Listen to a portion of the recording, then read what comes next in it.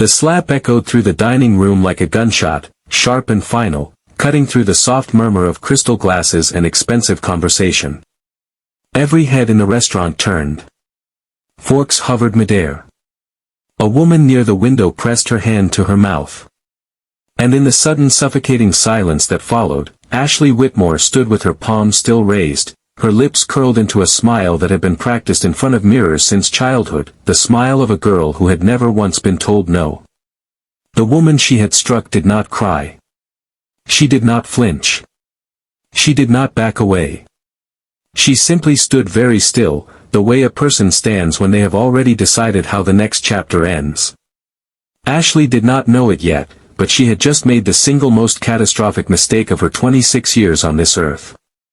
And the woman she had slapped was about to make one phone call that would unravel everything her father had spent 2 decades building.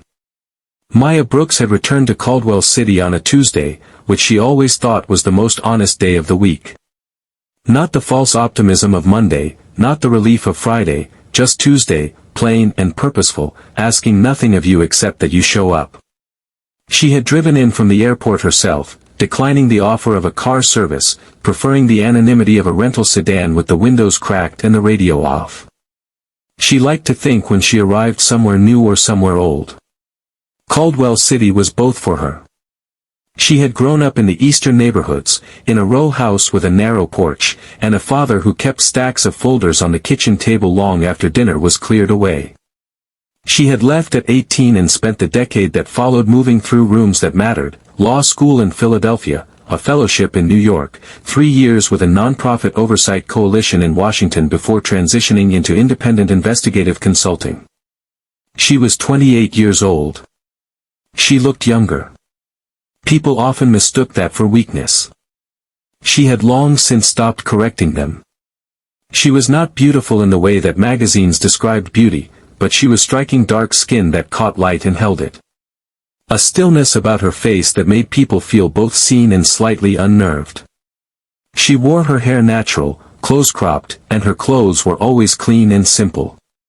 The kind of wardrobe that communicated nothing except that she had better things to think about than what she was wearing. She drove through the city slowly, noting what had changed and what had not. The waterfront had been redeveloped. There were new hotels where the old cannery used to stand. The north side had a greenway now, lined with young trees and bicycle lanes, and banners along the lamp posts read, Caldwell City, moving forward together. With the mayor's name printed discreetly at the bottom. Mayor Richard Whitmore. She had read everything published about him in the past 18 months. She had also read everything that had not been published, which was considerably more interesting. Richard Whitmore was 54 years old and had served as mayor of Caldwell City for 6 years. He was tall, silver-haired, and possessed of the kind of easy confidence that came not from competence, but from a lifetime of being told that he belonged wherever he stood. The press loved him. He gave good sound bites. He showed up at community events with his sleeves rolled up and his teeth gleaming. And he had perfected the art of saying very little while sounding like he was saying everything. He had been re-elected once already, winning by a margin that his campaign called historic and that independent analysts called suspicious but ultimately unprovable. He was currently in the final stretch of his campaign for a second re-election, and the polling numbers were strong. His approval rating was 61%. His daughter's approval rating, if such a thing had been measured, would have told a very different story. Ashley Whitmore had spent her 26 years inhabiting a world that bent around her. She was her father's only child from his first marriage, and she had grown up in the shadow of his ambitions without ever being required to develop any of her own. She was conventionally attractive in a way that photographed well, which had led to a brief attempt at modeling at 20 that she now described, depending on her audience, as either a passion project or a calculated business venture. Neither was accurate. She had a gift for spending money and a talent for identifying people who could be useful to her, and she moved through Caldwell City's social landscape with the absolute assurance of someone who had never once considered the possibility that the landscape might not be designed for her. The press covered her social appearances with the obligatory warmth they extended to all political families, but off the record, the reporters who dealt with her were less charitable.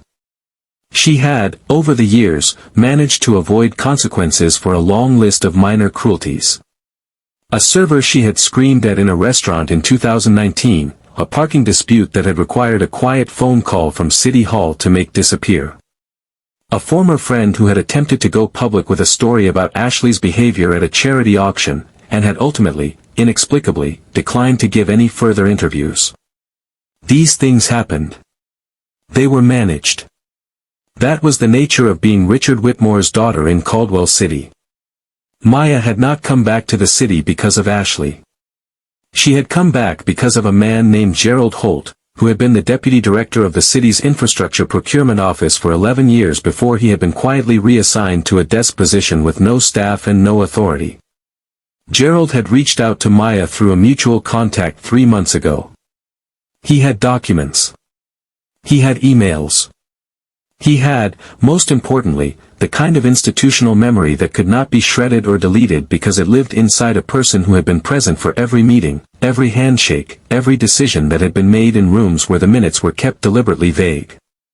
Maya had spent those 3 months verifying what Gerald had told her, building the file piece by piece, cross-referencing names and dates and contract numbers until the picture was undeniable. Tonight, she was meeting him at the Meridian, the most expensive restaurant in Caldwell City, which Gerald had suggested because he said it was the last place anyone would expect them to meet. She had agreed. She had also thought that it was exactly the kind of place where, if something went wrong, there would be plenty of witnesses. She parked the car 2 blocks from the restaurant and walked the rest of the way. Her low heels quiet on the sidewalk. The evening air was warm and soft with the particular sweetness of late summer, and the city glittered around her in a way that was almost convincing.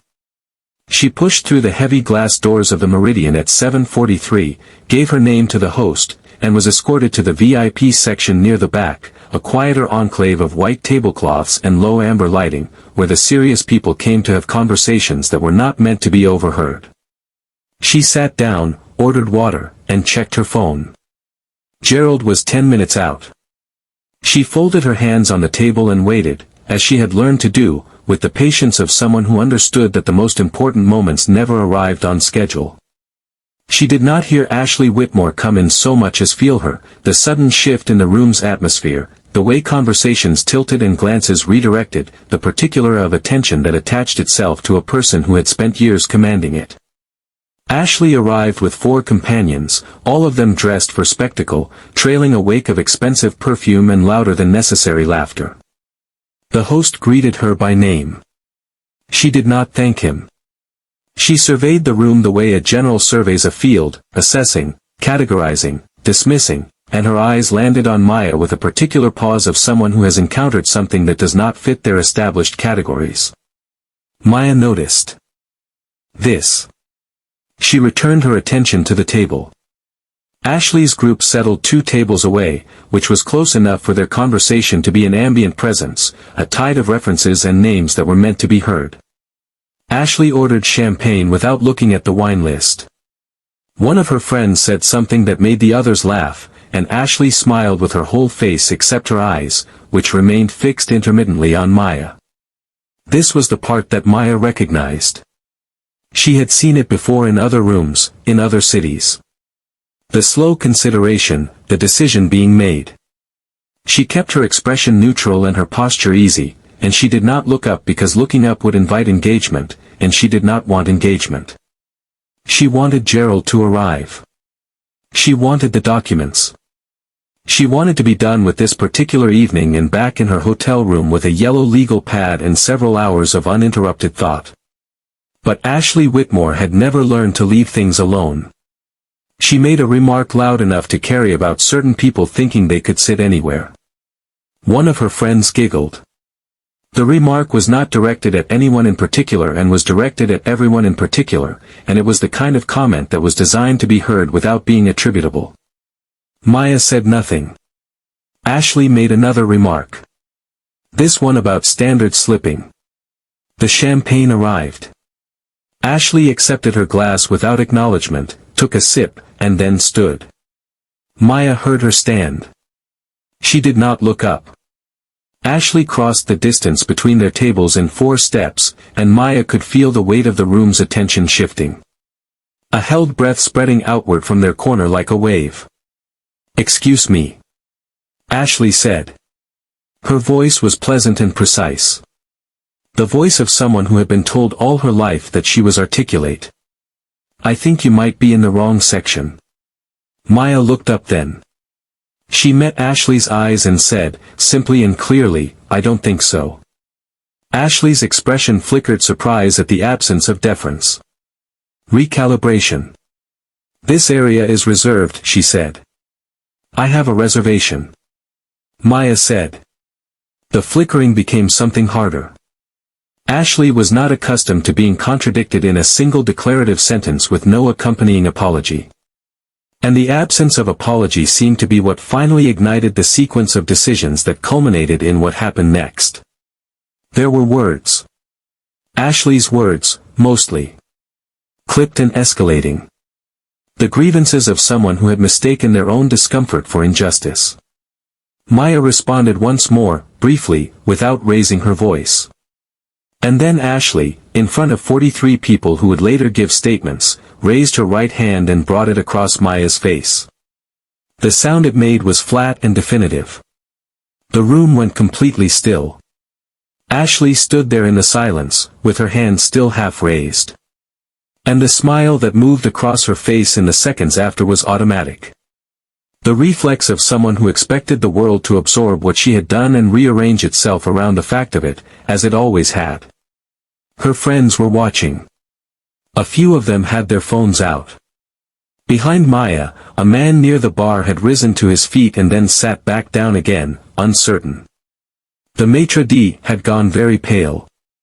No one spoke. No one moved. And then Maya reached up and very carefully, very deliberately, touched the corner of her mouth. She examined her fingertips. She set them back down on the table. She reached into the interior pocket of her jacket and removed her phone. Her face, for those 43 witnesses, was entirely composed. She dialed a number that she knew by memory and pressed the phone to her ear. The call lasted 31 seconds. "Eleanor," Maya said. "It's time." "Yes. We're ready." "The Meridian. I'll explain when you get here." A pause. "Thank you." She set the phone on the table, face down. Ashley was watching her with an expression that had begun as triumph and was curling at the edges into something less certain. "That's it," she said. "You're going to sit there and make a phone call?" Her friends made sounds of appreciation. Someone said something that was meant to be cutting. Maya said nothing. She poured herself a glass of water from the carafe on the table and took a sip and set the glass down and waited. The next 9 minutes were the longest Ashley Whitmore had ever experienced, though she did not know yet that she was experiencing them. She returned to her table. She finished her champagne and ordered another. She made conversation. She laughed, though the laughter had changed in quality, become slightly effortful, the way laughter does when the person producing it is also, beneath it, listening for something they cannot identify. At the 8-minute mark, one of her friends looked toward the restaurant's entrance and went quiet. At the 9-minute mark, Ashley looked too. 3 black SUVs had parked along the curb outside, their engines off, their occupants already moving. Men and women in dark suits came through the restaurant's glass doors with the efficient purposeful movement of people who did not need to be told where to go, who had been briefed already, and had simply been waiting for the signal. The maitre d' stepped forward and then stepped back. 2 of the suited figures showed credentials without breaking stride. The other diners had gone very still. The way people go still when they recognize that something is happening around them that they do not yet understand. And the not understanding is somehow more alarming than the thing itself. Behind the suited figures walked a woman in her mid-50s, silver-streaked hair, pulled back with the efficiency of someone who had stopped caring about whether her hair looked intentional, and arrived instead at the stage where it simply looked right. A dark blazer, low heels, and the expression of someone who had spent 30 years making consequential decisions in difficult rooms, and had become, through that experience, very calm about all of it. She moved through the restaurant without looking left or right, her attention entirely directed, and she moved directly to Maya's table. "Maya," the woman said. And there was something in her voice, warmth, yes, but also a particular quality of respect that you could not perform, that had to be earned and given genuinely. "Eleanor," Maya said, rising briefly. "Thank you for coming." Ashley stared. She knew the face. She had seen it in news photographs, in the kind of formal coverage that appeared in national outlets when something significant was announced at the federal level. Eleanor Grant. She had been appointed Special Federal Inspector General 18 months ago. A position created specifically for a broad-scope investigation into municipal corruption in several mid-sized American cities. Ashley knew this because her father had mentioned the appointment with the particular studied neutrality of someone who does not want to appear concerned. Ashley had not, at the time, thought further about it. She thought about it now. Eleanor Grant did not look at Ashley. She sat across from Maya and opened a leather portfolio and said in a low, clear voice, "The warrant is signed. The team is staged. We can move tonight or we can move tomorrow, depending on where you are with the whole meeting." Maya nodded once and began to speak, and Eleanor listened with the attentiveness of someone receiving information she had waited a long time to receive, and Ashley watched all of this from 2 tables away with the first real fear she had felt in years settling into her chest like cold water. One of Ashley's friends leaned over and whispered, "Who is that woman?" Ashley did not answer. She was doing the mathematics of the situation, running the variables, trying to find the angle from which this made sense, from which she remained the most important person in the room. She could not find it. The calculus kept returning the same result, and the result was that she had walked into the Meridian tonight and had committed an act of public cruelty against a woman who was not what she appeared to be, and the consequences of that act had just become significantly larger than a restaurant incident.